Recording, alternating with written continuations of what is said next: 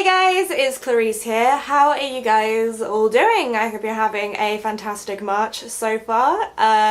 So yeah, after I posted my Gothenburg vlog, a couple of you guys reached out with suggestions for full reviews of some of the movies I saw out there. So yeah, in particular, Dio Delada, aka James, suggested I do a review of Jauja. And yeah, I found out it's actually coming out in the UK next month, so that's pretty perfect timing. Thanks, Aragon! That darn movie show! So yeah, this is gonna be a slight retread of some of the stuff I said in my Gothenburg vlog, just because I keep coming back to the same idea of Jauja being a very different sort of cinematic experience. It feels more like going to an art gallery and you're sort of passing by all these images, and every once in a while you sort of pause and you see a particular image that really strikes you and you have that kind of moment of connection, I guess, because, I don't know, I wouldn't say that Jauja is a particularly engaging movie. It's not something you're going to get completely lost in. You kind of watch it feeling a little bit removed from the piece. So yeah, what you get is this movie that is just truly, like, it's beautiful, it's stunning, it is like a million little paintings, and I don't know, I would just say just go watch the trailer and then you'll sort of see what I mean, but then go watch it in the cinema and then it will be like a billion times even more beautiful and it'll blow your mind. And yeah, because you sort of feel detached from the narrative, I guess it feels a little bit like each shot just tells its own little story, and that's because also the script is really minimalistic. It's only like, I don't know, it's only like 20 pages long apparently, which is ridiculous. And so the cinematography sort of makes up for it, and it's just incredible because so much of the story is just told the way that shots are composited. So yeah, basically the story is you've got Viggo Mortensen is playing this Danish settler in the Argentinian desert area. I think it's called the Patagonian region, which is also shared with Chile, and I am gonna stop talking now before it becomes really obvious how little I know about geography. So yeah, and then his daughter runs off with a member of the local military, and so he goes off in search of her.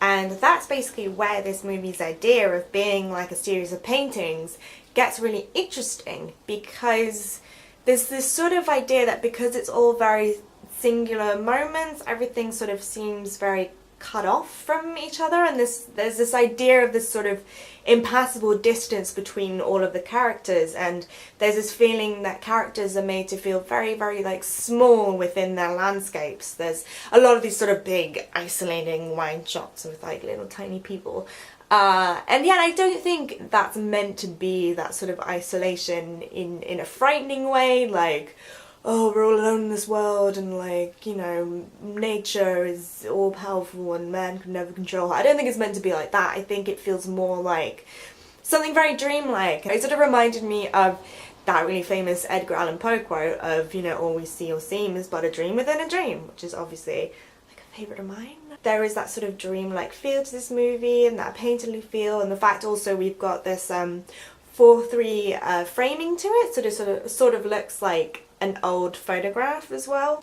And yeah, thinking about it, like that sort of artifice, like it being like paintings or being like photographs, basically not being like real life, sort of creates that distance between our reality as an audience watching the movie and the sort of reality contained within the movie. And yeah, and like on top of that, the colours are just so vivid in this movie. It's crazy. Like, it sort of reminds me of dreams I've had where, you know, the colours just been a little bit extreme and everything just feels like it's been slightly sort of dialed up a notch. Like you've just gone on Instagram and like swiped that contrast a little bit higher. And yeah, I know I mentioned in my Gothenburg vlog that it definitely reminded me of an artist or like a particular period, and that I hadn't figured it out yet. I still have not figured it out. It definitely reminds me of something and I just can't, like, my brain refuses to cooperate with me.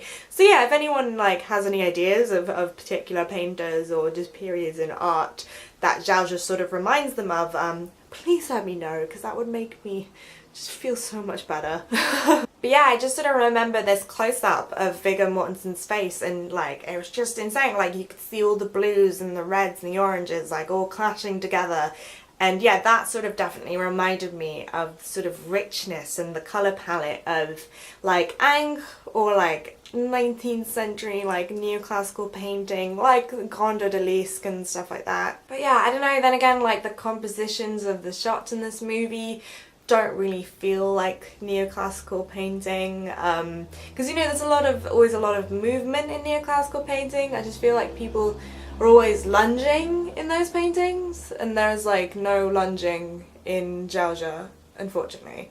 So yeah, in terms of kind of the composition, it reminds me more maybe of, I don't know, like super awkward like family portraits from like really rich people, because I'm sure in this movie there is sort of physical contact. I'm sure there's like touching and hugging, but my sort of overriding memory of this movie is just these wide shots, and there'd be like one person here and one person all the way over here, and they'd have like their backs turned to each other, and there'd just be no eye contact, no intimacy, just like the most super awkward family portrait of all time. It's basically like, you know, the sort of family portrait where there's just been a massive fight has blown up right before the photographer's been like, smile guys! Yeah, and so that stiffness and that formality just sort of reinforces those ideas of distance, and with that sort of dreamlike quality, I don't know, there's an idea of unrepairable distance, like, you know, like someone who is asleep trying to reach out to someone who's awake, and that sort of comes to the ending. So yeah, so the narrative is really simplistic, and it's very much what you would call like slow cinema, but I think, you know, the narrative for most of the movie is relatively straightforward and easy to follow, except the ending. So yeah, I'm not gonna spoil the ending for you guys, it's okay, but yeah, things do get pretty weird at the very end, and I know I didn't hate the ending for sure. I know some critics thought it spoiled the entire movie, and I don't think that. I didn't mind it, but I just thought it felt kind of unnecessary basically, because what I sort of got from the ending is that it was just reinforcing those same ideas of distance and sort of unrepairable distance again. But yeah, I think the sort of bulk of the narrative expressed that idea well enough, and you just didn't really need this reinforcement, and it just sort of felt tacked on in that sense. So yeah, not to end on a bum note, because this is a beautiful movie. This is one of the most beautiful movies I've seen for a long time, so I would definitely recommend it, unless maybe you're particularly adverse to slow cinema. So yeah, if any of you guys have had a chance to see Jauja, I would love to know what you guys thought. You can let me know by commenting down below, or you can tweet at me here. And also, if you enjoyed this video and would like to see more, don't forget to like and subscribe, and I will see you guys soon. Bye!